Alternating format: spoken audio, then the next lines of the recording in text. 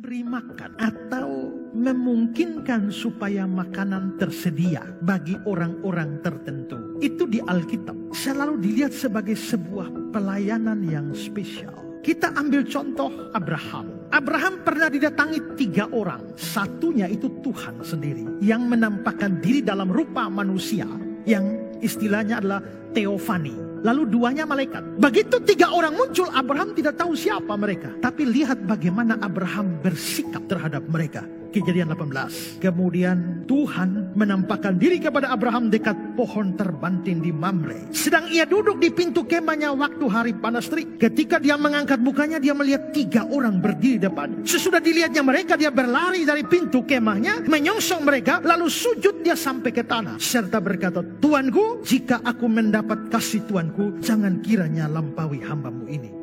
Biarlah diambil air sedikit, basuhlah kakimu, dan duduklah, beristirahatlah di bawah pohon ini. Biarlah ku ambil sepotong roti, supaya tuan-tuan segar kembali. Kemudian bolehlah tuan-tuan meneruskan perjalanan, sebab tuan-tuan telah datang ke tempat hambamu ini. Jawab mereka, perbuatlah seperti yang kau katakan itu. Lalu Abraham segera pergi ke kemah, mendapatkan Sarah, serta berkata, segeralah, ambillah 3 sukat tepung yang terbaik, remaslah dan buatlah roti bundar. Lalu berlarilah Abraham dengan lembu sapinya. Dia mengambil seekor anak lembu yang empuk dan baik dagingnya, dan memberikannya kepada seorang bujangnya. Lalu orang itu segera mengolahnya. Kemudian diambilnya dadi dan susu serta anak lembu yang telah diolah itu, lalu dihidangkannya di depan orang-orang itu, dan dia berdiri di dekat mereka di bawah pohon itu sedang mereka makan. Kalau sudah lihat cerita ini, repot sekali Abraham. Banyak yang dia lakukan. Memohon-mohon supaya bisa memberi mereka makan. Melibatkan istrinya Sarah, segera bikin roti. Melibatkan bujangnya, pembantunya, segera olah. Korbankan kambing domba yang ada di situ, lembu yang bisa dipotong. Lakukan semua hanya untuk memberi 3 orang ini makan. Padahal dia tidak tahu ini siapa. Kita yang baca Alkitab tahu karena diberitahu. Tapi dia tidak tahu.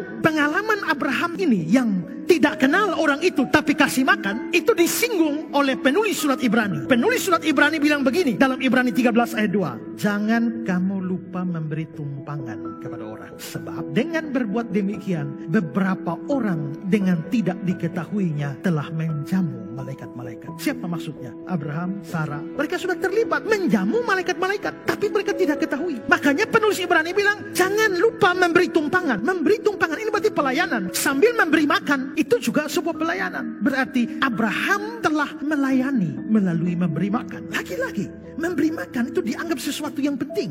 Jadi dari sini kita bisa lihat bahwa ternyata memberi makan orang lain, memberi makan bahkan orang-orang yang tidak dikenal, memberi makan kepada orang-orang yang susah, miskin, tidak punya makanan, orang yang kelaparan, itu ternyata sangat serius di dalam Alkitab dilihat sebagai sebuah pelayanan. Tentu saja melayani Tuhan itu begitu luas. Kita bisa melayani Tuhan dengan macam-macam cara. Ada orang yang pergi beritakan firman, beritakan Injil. Ada orang-orang yang mendukung pelayanan seperti bernyanyi, bermain musik dan lain sebagainya. Ada orang yang mengajar, ada orang yang mengelola administrasi gereja. Semua itu pelayanan. Pertanyaan kita sekarang adalah, berapa banyak saudara terlibat di dalam pelayanan-pelayanan seperti ini? Berapa banyak gereja kita terlibat di dalam pelayanan seperti ini? Seberapa peduli kita terhadap orang sakit, orang miskin, yatim piatu, panti asuhan dan lain sebagainya? Kalau sekian lama kita kurang mempedulikan atau bahkan sama sekali tidak pedulikan, maka belajar firman Tuhan ini harus membuat kita digerakkan untuk bisa memberikan perhatian baik secara pribadi maupun sebagai organisasi gereja. Amsal 19:17, menolong orang miskin sama seperti memberi pinjaman kepada Tuhan. Nanti Tuhan juga akan membalasnya. Menolong orang miskin itu sama dengan memberi pinjam pada Tuhan. Kamu membuat Tuhan berhutang kepada kamu dengan kamu perhatikan orang miskin. Dan kalau Tuhan berhutang pada kamu, tidak mungkin dia lari dari hutang. Tuhan itu sayang dengan orang miskin, sayang dengan orang lapar, sayang dengan orang sakit, sayang dengan orang sengsara. Karena itu kalau kita memberi perhatian kepada mereka, bayangkan Tuhan anggap itu bikin hutang dengan Tuhan. Dan dalam semua kasus memberi makan, saya periksa yang tadi saya sudah ungkapkan, ternyata ada hal-hal positif yang didapat, atau ada semacam berkat yang Tuhan berikan kepada orang yang mau kasih makan orang. Contoh tadi ya, Abraham kan kasih makan itu Tuhan yang menampakkan diri dalam rupa manusia dengan 2 malaikat. Setelah makan, lalu Tuhan tanya Abraham, mana istrimu? Sarah, panggil sini. Setelah Sarah datang, apa yang dikatakan? Kejadian 18 ayat 10. Dan firman-Nya, sesungguhnya aku akan kembali tahun depan mendapatkan engkau. Pada waktu itulah Sarah istrimu akan mempunyai seorang anak laki-laki. Memang ini janji Tuhan, tapi kita bisa lihat bahwa janji Tuhan itu dinyatakan persis setelah Abraham memberikan makan kepada orang-orang asing itu. Berarti Tuhan tahu memberkati orang-orang yang mau perhatikan orang susah dong, orang miskin. Kamu jangan takut miskin kalau kamu perhatikan orang miskin. Karena kalau kamu perhatikan orang miskin, Tuhan anggap Tuhan berhutang kepada kamu. Bagaimana Tuhan tetap membiarkan kamu miskin melarat sampai mati? Padahal kamu miskin gara-gara kasih orang miskin. Tidak mungkin itu.